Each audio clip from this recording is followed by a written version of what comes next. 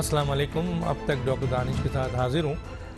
کل کے شو میں میں نے دکھایا تھا کہ جو وزیر اعظم کے محل کو جو اراضی ہے جو ان کی انیگالہ میں 250 کنال، لیکن میرے مہمان نے کہا 299 کنال اراضی جو ہے جو غیر قانونی تھی، جسے کل ریگولرائز کرایا انہوں نے، اور اس کے لیے 2020 ریگولیشنز 2020 بلڈنگ ریگولیشن 2020 میں امینڈمنٹ کی گئی. تو میں نے کل کہا تھا کہ میں آپ کو تھوڑا سا شارٹ ان کا بھی دکھاؤں گا جو لوگ برسوں سے اپنے چھوٹے چھوٹے مکان میں رہ رہے تھے. بہت بڑا وہ ہے میرے پاس، لیکن میں چند شارٹ آپ کو دکھانا چاہتا ہوں کہ یہ لوگ بھی تھے جن کے مکانات جو کہ اپنی بچیوں فیملی کے ساتھ، بڑے غریب لوگ ہیں، آپ کو نظر آئے گا. یہ لوگ بھی رہ رہے تھے اپنے گھر میں اور برسوں سے رہ رہے تھے، لیکن موجودہ حکومت نے انہیں بے گھر کر دیا اور یہ کہا کہ آپ لوگوں کے یہ مکانات ریگولرائز نہیں ہیں. حالانکہ ان لوگوں نے تمام جگہ پہ اپروچ کی ہوئی تھی کہ انہیں ریگولرائز کر دیا جائے اور ان سے بھی فائن لیا جائے جس طرح وزیر اعظم سے لیا گیا، لیکن ان کا توڑ دیا گیا. تو اس کا تھوڑا سا شارٹ آج میں نے وعدہ کیا تھا، میں دکھاتا ہوں، پھر میں آگے چلتا ہوں. دیکھیں، یہ دیکھا آپ نے، ہم نے وعدہ کیا تھا آپ کو ضرور دکھائیں گے. دیکھیں کتنا فرق ہے. حاکم کے وقت اپنی طاقت کی بنیاد پر ادارے اس کے نیچے ہیں تو وہ آپ کے اپنا مکان، اس نے اپنا محل ریگولرائز کرا لیا، اور جو رعایا ہے، جو عوام ہیں، جو جن کے ووٹوں سے یہ بادشاہ بنے ہیں، وہ رو رہے ہیں. اور سوال یہ پیدا ہوتا ہے کہ جی کہتے کیا ہیں وہ کہتے ہیں، کل بھی ان کا بڑا زوردار اسٹیٹمنٹ تھا وزیر اعظم کا، میں کوٹ کر رہا ہوں صرف. انہوں نے کہا تھا کہ قانون سے کوئی بالاتر نہیں ہے، قانون سے کوئی بالاتر نہیں ہے. تو یہ کیا ہے ایک چیز. دوسرا، آج ایک ایسی چیز آئی ہے جو ہم حیران رہ گئے، لوگ حیران رہ گئے ہوں، لیکن یہ حیرانگی کی بھی ایک لحاظ سے بات نہیں ہے. وہ یہ ہے کہ خود وزیر اعظم نے آج ایک اپنی کابینہ کے لوگوں سے آپ کے ملاقات کر رہے تھے، اسپیچ کر رہے تھے، انہوں نے ایکسیپٹ کیا کہ جو ایکسیپٹ کیا وہ میں ابھی آپ کو دکھاتا ہوں کہ کیا ایکسیپٹ کیا ہے. پہلے ان کا یہ اسٹیٹمنٹ دیکھتے ہیں اور پھر آگے. اور یہ بھی اسٹیٹمنٹ ایسا ہے کہ دو اسٹیٹمنٹ ہیں، یعنی پہلے کیا کہہ رہے ہیں، آج کیا کہہ رہے ہیں اور کل کیا کہہ رہے تھے. تو جس طرح انہوں نے بے شمار یو ٹرن لیا ہے، یہ بھی ایک سامنے یو ٹرن اور آگے. آپ دیکھتے ہیں کیا کہا ہے انہوں نے. اپنی اسیسمنٹ دے رہا ہوں کہ کبھی بھی گورنمنٹ کو، ایک نئی گورنمنٹ آتی ہے، اس کو کبھی بھی اس طرح پاور میں نہیں آنا چاہیے، اس کی پوری تیاری ہونی چاہیے. جب آپ آفس سنبھالیں تو آپ کو پوری طرح پتا ہو کہ میں نے کیا ایجنڈا امپلیمنٹ کرنا ہے. تو میں نے اب جب اپنے آپ کو دیکھتا ہوں تو ہمیں تو 3 مہینے تو صرف سمجھنے پہ لگ گئے. ہر چیز جو ہم باہر سے بیٹھ کے دیکھ رہے تھے وہ بالکل مختلف تھی جب گورنمنٹ آئی. تو 3 مہینے تک تو سمجھنے کی کوشش کر رہے تھے. اور پھر یہ بھی میں آپ کو بتا دوں کہ کئی فگرز تو، اور خاص طور پہ پاور سیکٹر کی، یعنی 1.5 سال تک ہمیں ایکچول فگرز کا ہی نہیں پتا چل رہا تھا. آپ کی ٹیم بن جائے، اس کے بعد پھر آپ کو ایک پورا ٹائم ملنا چاہیے گورنمنٹ سنبھالنے سے پہلے. اور انشاءاللہ یہ ہم پہلی الیکشن پریپریشن سے جا رہے ہیں. پہلے تیاری نہیں تھا ہم الیکشنز کے لیے. یہ پہلی الیکشن ہے جو کہ ہماری تیاری ہے ہر ایریا میں. کینڈیڈیٹس بھی ہمارے پاس اب آ گئے ہیں اور ماشاءاللہ آتے جا رہے ہیں. اور ہماری تیاری جو 100 ڈیز پروگرام، اور پھر جو ہم نے بڑا اس کے اوپر کام کیا ہوا ہے، جو ہمارے 11 پوائنٹس اور اس کی تفصیل کے اوپر، ہم نے تیاری سے جا رہے ہیں اس بار الیکشن. جی، انہوں نے اپنی جو اس میں فرق دیکھا، آپ نے پہلے کیا کہا تھا اور آج انہوں نے یہ اقرار کیا ہے 2.5 سال بعد، اور اپنی کابینہ سے کہا ہے کہ پرفارمنس دکھائیے. تو سوال یہ پیدا ہوتا ہے کہ یہ کابینہ جو 2.5 سال میں جو کارکردگی ہے وہ کیا ہے کہ خود وزیر اعظم یہ مان رہے ہیں کہ اب آپ کو پرفارمنس دکھانی پڑے گی. تو کیا ہم اسے نا تجربہ کاری کہیں، نا اہلیت کہیں، یا ناکامی کہیں؟ اپنے مہمانوں سے بات کروں گا اس ایشو کے اوپر. 3 مہمان ہیں، ان کا تعارف کرا دیتے ہیں. ہمارے ساتھ آج حکومت وقت کے بھی ایک اہم مہمان تھے، منسٹر تھے عامر ڈوگر صاحب، عین موقع پہ ان کی طبیعت ناساز ہو گئی، شاید کرونا کا وہ کہہ رہے ہیں کوئی اٹیک ہے، تو شامل نہیں ہے۔ باقی ہمارے ساتھ جو گیسٹ ہیں ان کا تعارف کراتا ہوں۔ میرے ساتھ ہیں محمد علی دورانی صاحب، سیکرٹری جنرل مسلم لیگ فنکشنل، سابق وفاقی وزیر۔ آپ کا بہت شکریہ سر، آپ نے ہمیں جوائن کیا۔ میرے ساتھ ہیں سینیٹر زاہد خان، مرکزی deputy secretary general Pakistan democratic movement, آپ کا بہت شکریہ۔ اے این پی سے تعلق ہے آپ کا، سیکرٹری ترجمان بھی ہیں، اطلاعات و ترجمان۔ اور سینیٹر حافظ حمداللہ، مرکزی رہنما جے یو آئی، آپ بھی ہمارے ساتھ شامل ہیں۔ تینوں کا شکریہ۔ ایک چھوٹا سا بریک لیتے ہیں، واپس آتے ہیں۔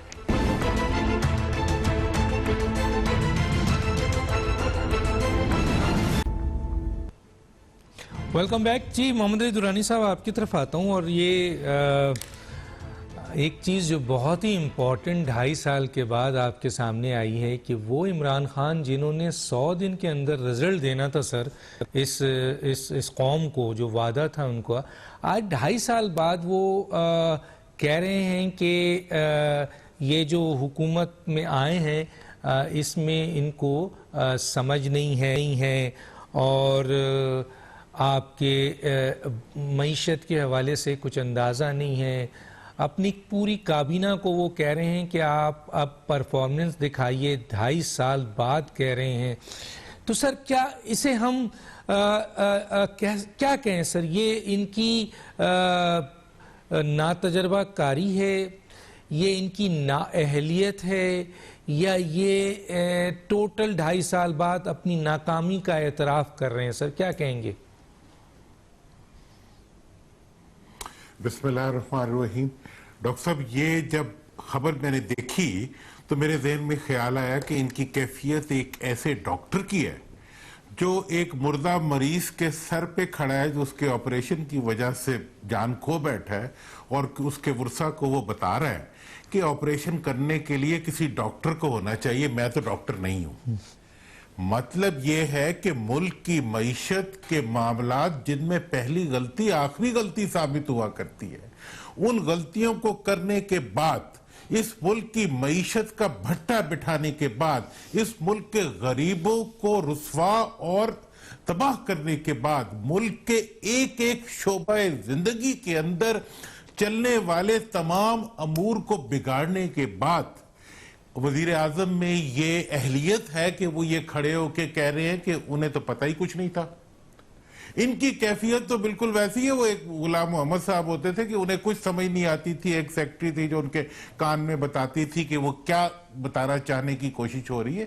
تو جناب، یہ جو کیفیت ہے، اسی کا نتیجہ ہے کہ آج ملک جو ہے اور ملک کا حکمران جو ہے وہ اپنی غلطیوں سے نہیں بلکہ ملک کی تباہی سے سیکھ رہا ہے۔ اگر آپ ایک گدھا گاڑی چلانے والے کو جہاز کے کاکپٹ میں بٹھا کے جہاز اڑانے کی ذمہ داری دے دیں گے تو اس جہاز کے ساتھ کیا ہوگا، وہی آج پاکستان کے ساتھ ہو رہا ہے۔ اور میں یہ سمجھتا ہوں کہ آج کا یہ بیان جو ہے، یہ تو ایسا بیان ہے کہ جس کا کہ اب مجھے سمجھ نہیں آتی کہ کون سا ادارہ ہے جو اس کا نوٹس لے۔ پارلیمنٹ میں بیٹھے ہوئے پی ٹی آئی کے ممبران خود جو ہے، ان کو چاہیے کہ وہ اس کے اوپر اپنا اقدام لیں۔ میں تو یہ سمجھتا ہوں کہ اپوزیشن کو 1 مہینے کے بجائے آج ہی ریزائن کر دینا چاہیے کہ ایسی حکومت جس کو چلانے والا خود اپنی انیبلٹی کا اظہار کر رہا ہے اور وہ اس چیز کا اقرار کر رہا ہے کہ اس کو حکومت چلانی نہیں آتی، اسے صرف کرکٹ کھیلنا آتا ہے، آپ اس کے باوجود اس کو حکومت میں رکھتے ہیں اور ملک کی قیمت کے اوپر، ملک میں بسنے والے کروڑوں عوام کی معیشت کے اوپر اور ملک کے معاملات کو کی ہر قسم کی قربانی دینے کے بعد جو ہے وہ یہاں پہنچتا ہے۔ تو ایسی صورتحال میں میں سمجھتا ہوں کہ نہ صرف اس وقت پاکستان خطرے میں ہے، اس وقت پاکستان کی معیشت خطرے میں ہے، اس وقت پارلیمنٹ کی حرمت اور عزت خطرے میں ہے، اس وقت آئین پاکستان جو ہے وہ خود ایک سوالیہ نشان بن گیا ہے۔ اس وقت کی عدالت سے لے کے اس وقت تک ملک کے تمام اداروں کے لیے یہ ایک نشان ہے کہ وہ ایسی کیفیت کے اندر جب ایک فرد خود اپنی انلیجبلٹی کا اظہار کر رہا ہے، اپنی نااہلیت کا اقرار کر رہا ہے، تو ایسی صورتحال میں تو کسی ڈاکٹر کو بلانا چاہیے۔ اور آپ اپوزیشن کو اس موقع کے اوپر اور میں اس وقت یہ بات بڑی آج صبح سے میں اس سٹیٹمنٹ کو دیکھنے کے بعد بہت زیادہ میں پرانا جانتا ہوں سب کو اور ان کی اہلیت کو بھی پہلے سے ہم سمجھتے ہیں. اس کے بعد میں یہ سمجھتا ہوں کہ آج کے اس بیان کا اقرار نامے کے بعد اور اگر کوئی ملزم اپنے جرم کا خود اقرار کر لے اس کے بعد تو کسی گواہ کی بھی ضرورت نہیں ہوتی, اس کے بعد تو عدالت کی بھی ضرورت نہیں ہوتی, بلکہ وہ خود مجرم کو چاہیے کہ وہ اپنے اس اقرار کے بعد اپنی ذمہ داریوں سے اپنے آپ کو سبکدوش کر لے. اور اگر وہ نہیں کرتا تو پھر فوری طور پہ پوری قوم کو, ملک کے دانش مندوں کو, ملک کی عدالتوں کو, ملک کی اسٹیبلشمنٹ کو, ہر ایک کو سر جوڑ کے بیٹھنا چاہیے اور ایک ایسا گفتگو ہونی چاہیے کہ اگر کسی وجہ سے کوئی, اور اس کے بارے میں آئین تو بتاتا ہے کہ طریقہ کار کیا ہوتا ہے, ایسا کوئی فرد جو کہ خود اپنی ذہنی انیبلٹی کا اظہار کر رہا ہو اس کے بعد کیا وہ اس عہدے پہ رہ سکتا ہے یا نہیں رہ سکتا. ظاہر خان صاحب اس معاملے میں بہت کچھ بتا سکتے ہیں, عبداللہ صاحب تو ماشاءاللہ. ٹھیک ہے, میں ذرا زاہد صاحب دوسرے ہر فرد کو, جی سر, میں ذرا زاہد صاحب کی طرف جا کے یہ پوائنٹ آف ویو لیتا ہوں. زاہد صاحب, موجودہ عمران خان صاحب کی حکومت میں بڑے منجھے ہوئے لوگ موجود ہیں سر. آپ بابر اعوان دیکھ لیں, خسرو بختیار دیکھ لیں, شیخ رشید صاحب دیکھ لیں, حفیظ شیخ صاحب دیکھ لیں, آپ کے غلام سرور خان صاحب دیکھ لیں, خٹک صاحب دیکھ لیں, ایک لمبی لائن ہے سر. تو عمران خان نے جب یہ بات کہی ہے کہ کابینہ مثلا ایک حکومت کو 1 سال ہونے کے بعد سمجھ مثلا نہیں ہم چلا نہیں سکے, تو سر یہ تو ان لوگوں پر جو کئی سالوں سے مختلف حکومتوں میں رہے ہیں, آپ نہیں سمجھتے ان کے اوپر بہت بڑا سوال اٹھا دیا ان لوگوں کے اوپر کہ آپ نے 2.5 سال میں اس حکومت میں کیا دیا ہے؟ ڈاکٹر صاحب شکریہ. دیکھیے ڈاکٹر صاحب, سب سے بڑی بات تو یہی ہے کہ جن لوگوں نے اس کو لے کے آئے ہیں, جس کو ہم سلیکٹ کہتے ہیں, وہ نے یہ سوچا نہیں تھا کہ یہ بندہ تو یونین کونسل چلانے کے قابل نہیں ہے, اور اس کو ایک ایسے ملک کے جو ہمارے پاکستان جیسا ملک ہے, جس خطے میں ہم واقع ہے, جس علاقے میں ہم واقع ہے, جس طرح سے ہمارا ملک ہے, اس کو چلانا ناممکن ہے, بہت مشکل کام ہے. تو ابھی 2.5 سال کے بعد یہ بالکل خود دورانی صاحب نے بات کی, میں اس سے متفق ہوں کہ اس کی مینٹلی میرے خیال میں توازن صحیح نہیں ہے, اور جس بندے کا مینٹلی حالات ایسا ہو تو آئین اجازت ہی نہیں دیتے کہ پاکستان جیسا ملک, جو ہم اس ایک ایٹمی ملک ہے اور ہمارا پاس سب چیزیں اس وقت موجود ہے, اور ایک ایسے نااہل اور ایسے ذہنی مریض آپ نے اس پہ بٹایا ہو, تو کل وہ تو کچھ بھی کر سکتا ہے. کہ 2.5 سال کے بعد تو وہ یہ کہہ رہا ہے کہ جی مجھے تو پتہ نہیں تھا, پہلے تو ہمیں ٹریننگ, تو جن لوگوں نے لایا تھا پہلے تو ان کو چاہیے تھے اس کو اکیڈمی میں لے کے جاتے, اکیڈمی میں اس کو ٹریننگ دیتے. 22 سال کا تو کہتے میرا جدوجہد ہے, جس کے تو ایک دن کا جدوجہد کا پتہ نہیں چلتا ہے. اگر کوئی سیاسی ورکر ہو ڈاکٹر صاحب, ہم سیاسی ورکر ہے, ہم نے سیکھا ہے جب ہم اپنے علاقوں میں محلوں سے اٹھے تھے اور جب ہم نے سیاست شروع کی تھی تو ہمیں یہاں تک پہنچنے کے لیے, حالانکہ ہم لیڈر نہیں ہیں لیکن ایک سیاسی ورکر, ابھی بھی ہم سیاسی ورکر ہیں, ہم نے سب کچھ سیکھا تھا کہ کیسے چلانا ہوتا ہے. لیکن جس بندے کو یہ علم نہ ہو اور اس کے دماغی حالات کا یہی صورتحال ہو, آپ نے جس طریقے سے لوگوں کو ذکر کیا, وہ تو جی ایسی اپنے لیے ایک چھتری ڈھونڈی ہوئے, بابر اعوان ہو گیا یا کوئی اور صاحب ہو گیا, اس کو تو ایک اقتدار کی چھتری چاہیے اور ان کو ملی ہے, اس کے نیچے اپنی زندگی بسر کر رہے ہیں. لیکن ایک جو اوپر بیٹھا ہوا بندہ ہے وہ اس سے مشورہ لیتے ہیں, اس کا پوچھتے ہیں. وہ جب یہ کیبنٹ میٹنگ میں بیٹھتے تو کس بھی جرت ہوتی کہ اس کے اوپر سوال کرے. اگر کسی میں یہ جرت نہ ہو کہ اس کے اوپر سوال کرے تو آپ مجھے بتا دیں کہ ملک چلے گا کیسے, کیونکہ وہ خود آج یہ نااہلی کا ایک بہت بڑا ثبوت خود ہے. اور جن لوگوں نے اس کو لے کے آیا ہے, ابھی ان کو سوچنا چاہیے کہ اس ملک کے ساتھ اس نے بھلائی کی یا اس ملک کو بربادی کی طرف لے کے گیا. آج جس نہج پہ ہم کھڑے ہیں, ہمارا ملک کی معیشت کے حوالے سے تباہ ہو چکی ہے. ہمارے دوستوں سے, ہمارے جو دوست ممالک سے, اس سے ابھی ہمارے تعلقات ہی نہیں رہے. ہمارے جو ہمسائے ممالک ہیں ان کے ساتھ بھی ہمارے تعلقات تو آپ کو پتہ ہے کہ کس طرح کے ہے. ہمارے ملک کے اندر یعنی ایک پاگل سے پاگل لے کے آتے, وہ کل وہ جو مسئلہ ہے پنڈی کا, وہ کہہ رہے کہ جی سارے پی ڈی ایم کے لیڈرشپ کے لیے خطرہ ہے, جی ٹیررزم اٹیکس ہو سکتے ہیں. بھائی تو اسٹیٹ کا کیا کام ہوتا ہے ڈاکٹر صاحب؟ آئین میں پہلے لکھا ہوا ہے کہ ریاست پاکستان کی ذمہ داری ہے کہ وہ اپنے عوام کو تحفظ دے. اس کے جان و مال کی حفاظت کرے. جب انٹیریئر منسٹر یہ بات کرے گا تو وہ سارے پاگل بیٹھے ہوئے, یا تو سارے پاگل کروائے اس نے, یا جو چیز وہ جس طرح حمدہ صاحب نے پہلے کہا تھا, پتہ نہیں جو چیز لوگ کھاتے یا پیتے ہیں وہ سب کو کھلاتے پلاتے, جس کا یہی اشر ہو رہا ہے اس وقت. اب کل آپ ایک بات کر رہا تھا ڈاکٹر صاحب, اس میں بات کر رہا ہوں کہ ایک بندہ جس کو وہ بنیگالا 350 یا 400 کنال میں رہتا ہے اور اس کو صرف 12 لاکھ روپے, یہ وہ جج صاحب وہ جو آج کل کہاں پھر رہے وہ ثاقب نثار, کہ جس نے امین و صادق کا ہمیں یہ حمداللہ سے پوچھیں گے کہ اس کی تعریف کیا ہوتا ہے, امین و صادق کیسا بندہ ہوتا ہے, تو یہ ہمیں اس پہ ذرا گائیڈ کر دے. اور ہم یہ پوچھتے ہیں کہ کیا یہ امین و صادق یہی بندہ تھا, اور جو جن لوگوں نے اس کو امین و صادق قرار دیا تھا وہ خود امین و صادق تھے, اور اگر نہیں تھے تو یہ بہت بڑا سوال ہے, یہ بہت بڑا کوشچن ہے, اور یہ بہت بڑی سزا ہے اس قوم کے لیے کہ جس قوم پہ یہ ایسے شخص مسلط کیا ہے, کہ جس کو 2.5 سال کے بعد یہ پتہ چلتا ہے کہ جی ہمیں علم نہیں تھا. آپ کو یاد ہوگا کہ جب یہ الیکشن ہو رہا تھا اس سے پہلے وہ کہتے میرے پاس سارے پلاننگ موجود ہے, جس دن میں آؤں گا 90 دن میں سب چیزیں چینج کر دوں گا. اب 90 دن کو چھوڑ دو, 2.5 سال کے بعد کہتے کہ 2.5 سال میں بھی نہیں ہو سکا. میں بالکل آگے چلتا ہوں.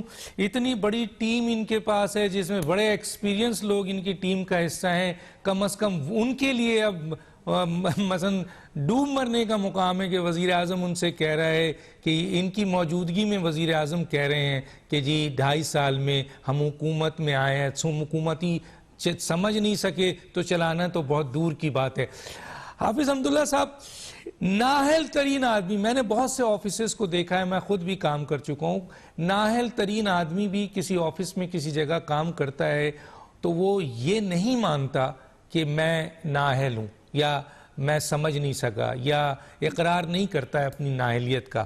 اب وزیر اعظم نے جو 2.5 سال بعد یہ اقرار کیا ہے, یہ ان کی سادگی ہے. ایک تو یہ سوال ہے سر آپ سے, اور دوسرا جو سوال ہے وہ یہ ہے, بہت امپورٹنٹ پوائنٹ اٹھایا ہے دونوں نے, وہ یہ اٹھایا ہے کہ سلیکٹر کہاں کھڑے ہوں گے آج سر جنہوں نے ان کو سلیکٹ کیا تھا ایک اسلامی جمہوریہ ایٹمی طاقت کو, جو 5ویں بڑی ایٹمی طاقت ہے اور دنیا کی اسلامی ایٹمی طاقت ہے.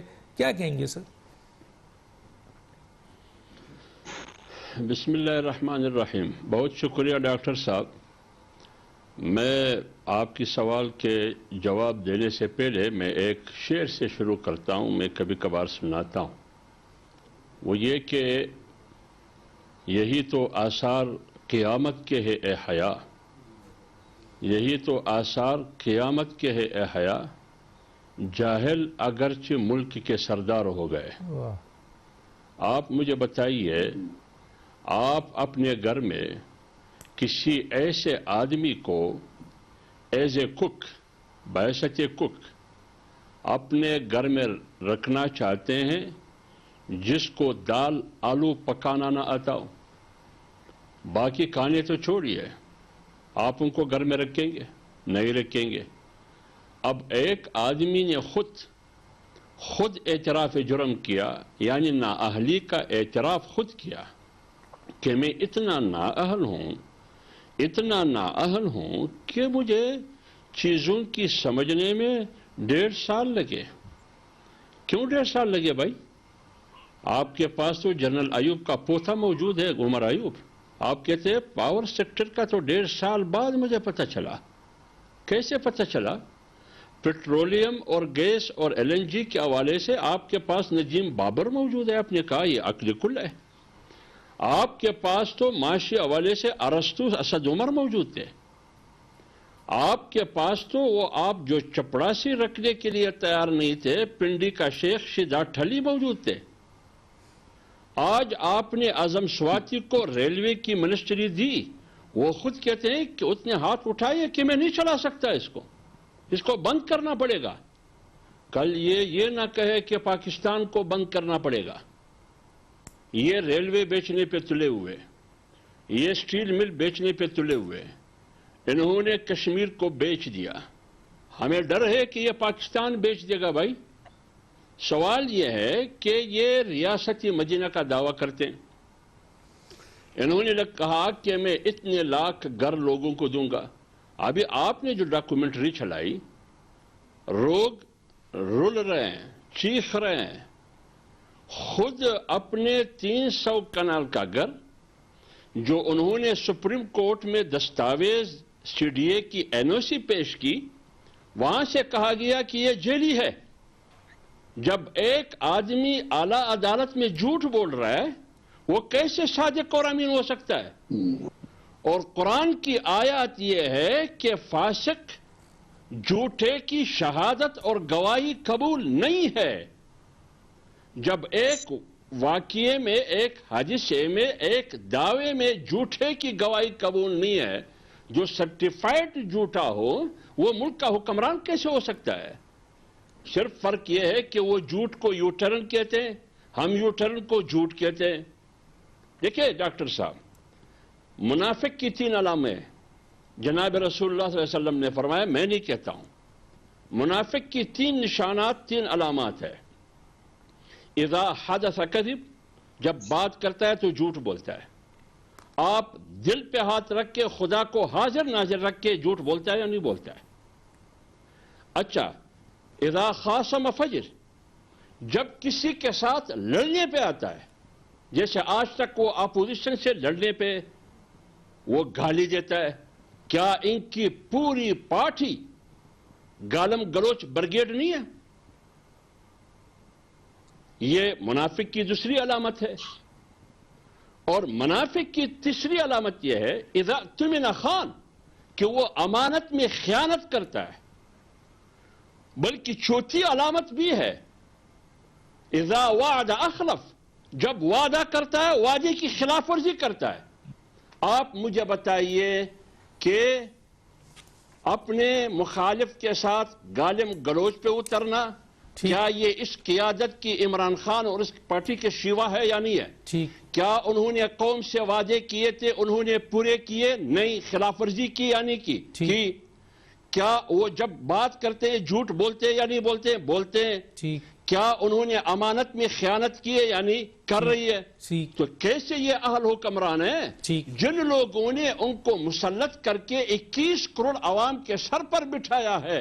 میرے خیال میں آج وہ بھی اپنے گریبان میں دیکھے کہ یہ پورا ریاست کے لیے، پورے ملک کے لیے، پوری پاکستان کے لیے، ملک کی سطح پر بھی، بین الاقوامی سطح پر بھی ان کی ماتے کے لیے ایک سیاہ ٹھیکہ ہے۔ ٹھیک ہے، بہت شکریہ۔ میں آگے چل کے ایک چھوٹا سا بریک لیتے ہیں، ناظرین پہ واپس آتے ہیں۔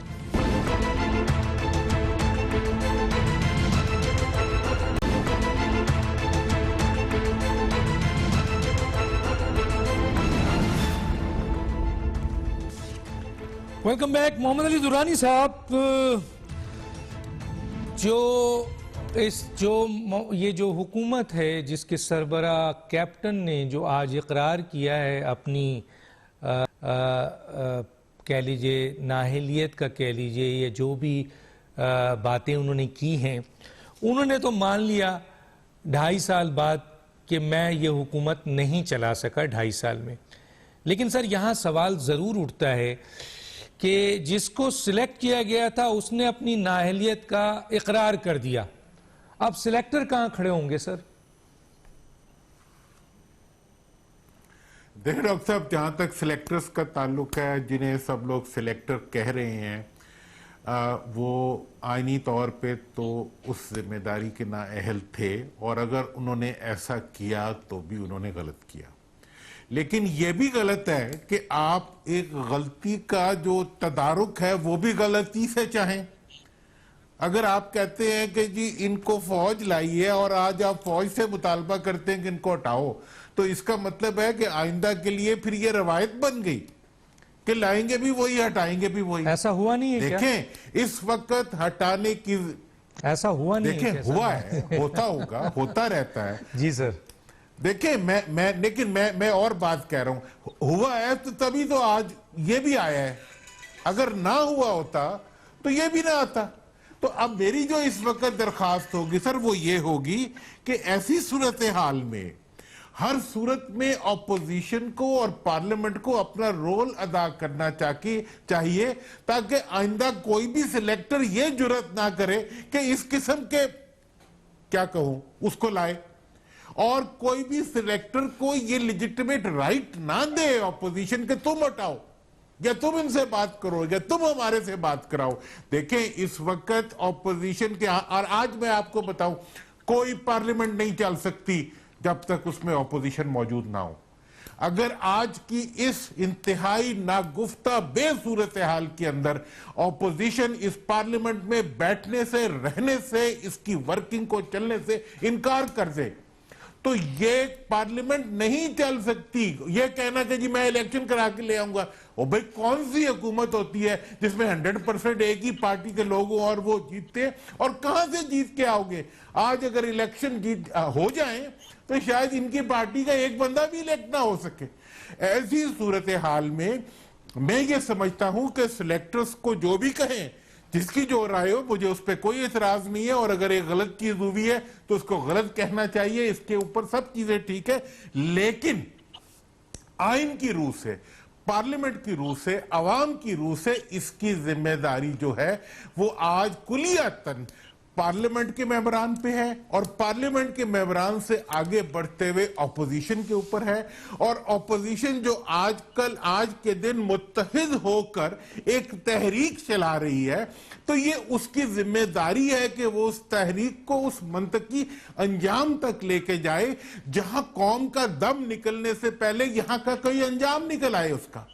اس وقت آپ صرف جو ہے اگر وہ عورتوں کی طرح ہم نے بیان نہیں کرنے ہیں کہ جڑا لے آئے سی وہی کڈے, جڑا لے آئے سی وہی کڈے, تو اس کا مطلب یہ ہے کہ اس ملک کا جو سواد اعظم ہے, اس ملک کی عوام جن کے پاس یہ اصولی اختیار ہے کہ وہ کسی کو لا اور کسی کو نکال سکتے ہیں, ہم ان سے اس حق کو ہمیشہ کے لیے موقوف کرنے جا رہے ہیں.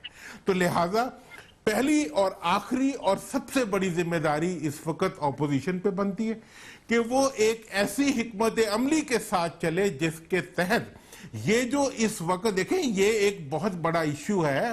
آپ نے آٹے میں قوم کی جیبیں خالی کر دیں, آپ نے چینی میں قوم کی جیبیں خالی کر دیں, آپ نے بجلی میں قوم کی جیبیں خالی کر دیں, اور ڈاکٹر صاحب اس وقت جو آپ کراچی اور بندرگاہوں کے اوپر جزیروں کے اندر چھوٹے چھوٹے اسرائیل بنانے جا رہے ہیں, آپ لاہور کے گرد روڈا کے نام کے اوپر جو ہے یہاں پر ایسٹ انڈیا کمپنی کو لانے جا رہے ہیں, آپ اب ملک کی زمینیں کاشتکاروں سے چھین کے چند لینڈ مافیاز کے ذریعے غیر ملکی اداروں کو بیچنے جا رہے ہیں, اور ان کے لیے اسپیشل قوانین بنائے جا رہے ہیں جن قوانین کے تحت انہیں کوئی کویسچن بھی نہیں کر سکے گا. یہ تو ایک بات تو پتہ تو کسی چیز کا نہیں ہے, ایک چیز کا پتہ ہے حکومت کو کہ لوٹنا کس طرح ہے عوام کو. اور جی پاکستان کی تاریخ میں پہلی دفعہ چینی مافیا پہ ہاتھ ڈالا گیا, اور چینی جو ہے وہ 50 روپے سے آج بھی 90 روپے سے کم نیچے نہیں آ رہی. ٹھیک ہے, پاکستان میں پہلی مرتبہ جو ہے آٹا مافیا کو جھنجھوڑا گیا. تو بات جناب یہ ہے کہ اس وقت میرے پاس اگر کوئی اختیار ہو تو مجھے اپنا اختیار استعمال کرنا چاہیے. اپوزیشن کا اس وقت ایسی حکومت کو برداشت کرنے کے کوئی جواز نہیں ہے. جی میں اس سے پہلے کہ میں ان کے پاس آؤں, آپ کے سینیٹر زاہد خان صاحب کے پاس, میں ذرا عبداللہ صاحب سے پوچھتا ہوں. عبداللہ صاحب, یہ سلیکٹر کے حوالے سے کہ انہوں نے تو کہا کہ حکومت جو ہے وہ جو بھی صورتحال ہے حکومت ذمہ دار ہے. اگر حکومت ذمہ دار ہے تو سر حکومت نے تو آج اپنی نااہلیت کا اقرار کر لیا سر 2.5 سال بعد. اب سلیکٹر کا کیا رول ہونا چاہیے سر؟ اب سلیکٹر کا کیا رول ہونا چاہیے اور اپوزیشن کا کیا رول ہونا چاہیے؟ دیکھیں ڈاکٹر صاحب اپوزیشن اپنا رول ادا کر رہی ہے. وہ تو روز اول سے جمعیت علماء اسلام کی قیادت مولانا صاحب نے کہا کہ یہ نااہل بھی ہے, نالائق بھی ہے اور جاہل بھی ہے. حالانکہ حکومت کے اوائل میں ابتدائی دنوں میں کہا, آج پورے ملک کی عوام, پوری قوم کہہ رہی ہے کہ یہ نالائق ہے, نااہل ہے, جاہل ہے. لیکن آج عمران خان خود اعتراف کر رہا ہے, خود اپنے نااہلی کا اعتراف کر رہا ہے. یار ان کو روپے کی گراوٹ, ان کی اونچ نیچ کا کوئی پتہ نہیں. ان کو بیوی سے پتہ چلتا ہے یا ٹی وی سے پتہ چلتا ہے. ان کو ڈالر کی اونچ نیچ کا کوئی پتہ ہی نہیں ہے. ان کو یہ پتہ نہیں ہے کہ میں وزیر اعظم ہوں. وہ کہتے ہیں کہ مجھے خاتون اول اشارہ دیتی ہے کہ تم وزیر اعظم ہو. آج انہوں نے خود اعتراف کیا کہ میں نااہل ہوں. بھائی آپ کے دائیں بائیں جو ٹیم ہے یہ وہ ٹیم ہے کہ 40 سال سے حکومت میں رہی ہے, جس کو ہم سیاسی لوٹے کہتے ہیں. اور یہ وہ ٹیم ہے جو پاکستان کا ارسطو مشرف کے ساتھ تھی, یہ وہ ٹیم ہے 60%. یہ وہ ٹیم ہے جس پر آپ کو بہت بڑی ناز ہے, شہزاد اکبر جیسے, رزاق داؤد جیسے, زلفی بخاری جیسے, یہ وہ ٹیم ہے بھائی. اب سلیکٹر پر یہی سوال اٹھتا ہے کہ یہ قوم کے ساتھ بہت بڑی زیادتی ہے, ان کی زندگی سے کھیلنے کی کوشش کی جا رہی ہے. قصور میں ایک غریب بندہ اپنے 5 بچوں کو سمندر برد کرتے ہیں, نہر میں پھینکتے ہیں غربت کی وجہ سے, خودکشیاں کر رہی ہیں لوگ. اور فارس بھی سوال کرتی ہے عمران خان سے کہ لوگ خودکشیاں کر رہی ہیں, تو وہ جواب میں کیا کہتے ہیں کہ میں کیا کروں, لوگ بے روزگار ہو رہے ہیں, میں کیا کروں, لوگوں سے چٹے چین لی جا رہی ہے, سر میں کیا کروں. سر آپ کہتے ہیں وہ ڈمی ہے, اصل ایشو پہ سر وہ ڈمی ہے نا, کیا کروں سر وہ ڈمی ہے نا, وہ یہی کہیں گے. آپ لوگ تو انہیں ڈمی کہتے ہیں تو وہ یہی کہیں گے. تو اصل میں میرا سوال تھا اپوزیشن, جو آپ نے جواب نہیں دیا صحیح طرح کہ چلیں وہ کہ آپ سلیکٹر کیا کریں. اپوزیشن میں آپ کو یہی کہہ رہا ہوں کہ اپوزیشن تو سڑکوں پر ہے, روڈوں پر ہے, وہ تو یہی کہہ رہے ہیں کہ یہ حکومت مستعفی ہو. کس سے کہہ رہے ہیں؟ جانا ہوگا ایک معطل. دیکھیں ہم اس کو کہتے ہیں جو بیٹے ہیں اور جو سلیکٹر ہے, جو کہ دیکھیں ڈاکٹر صاحب, سلیکٹر بھی اپنے سلیکشن میں ناکام ہو چکی ہے. جب ڈاکٹر صاحب سرفراز ٹیم کرکٹ کا کپتان تھا, وہ پرفارمنس نہ دے سکے, کیا ان کو سلیکشن کمیٹی نے, سلیکٹر نے, چیئرمین بورڈ نے, پی سی بی نے ان کو ہٹایا یا نہیں ہٹایا؟ سلیکٹر کی ذمہ داری ہے کہ آپ نے بٹھایا ہے اس کو. انہوں نے نااہلی کا اعتراف کیا ہے, ان کی خارجہ پالیسی ناکام. 73 سال میں پہلی دفعہ بھارت کی آرمی چیف یو اے ای اور سعودی کا دورہ کر رہا ہے. کیا پہلے کبھی ہوا یہ؟ سر انہوں نے اقرار تو کر لیا ہے, خدا کے لیے سر, وزیر اعظم نے 2.5 سال بعد اقرار تو کر لیا ہے کہ ہم نہیں چلا سکے حکومت, ہم سمجھ نہیں سکے. تو یہ تو میٹر ختم ہو گیا. میٹر تو یہ ہے کہ اس کے بعد اس ملک کا کیا ہوگا. سر آخری جملہ میں جا رہا ہوں, میں بتاتا ہوں ایک آخری جملہ بتاتا ہوں.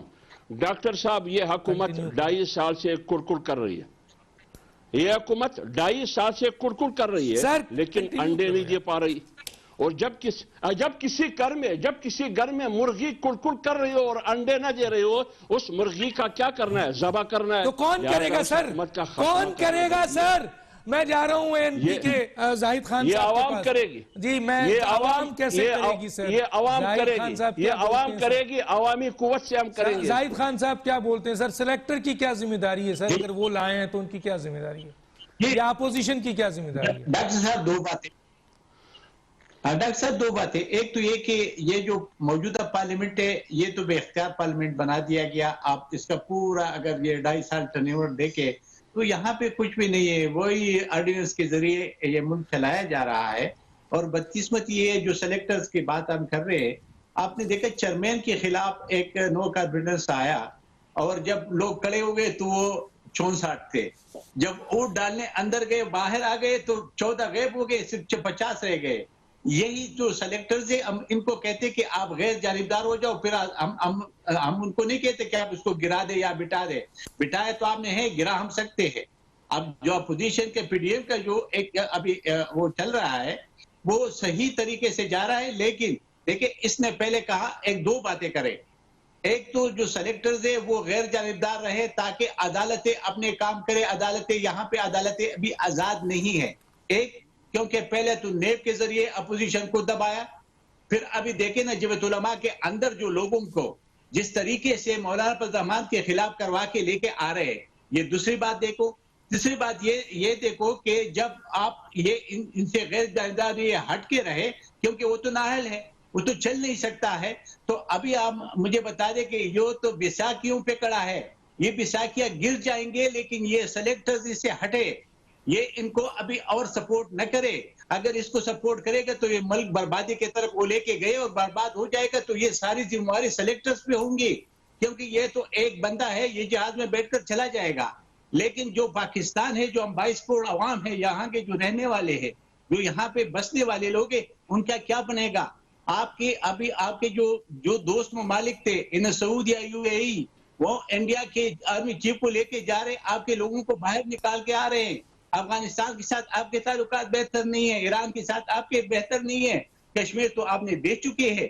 تو یہ ساری جو مسائل یہ اتنے بڑھتے گئے ہیں کہ اب اس کا ایک ہی حل ہے, اور وہ یہی ہے کہ اس کو جانا ہوگا اور ایک صحیح طریقے سے عوام کے اونٹ کے ذریعے یہ سلیکٹرز والا کام ختم کرنا چاہیے.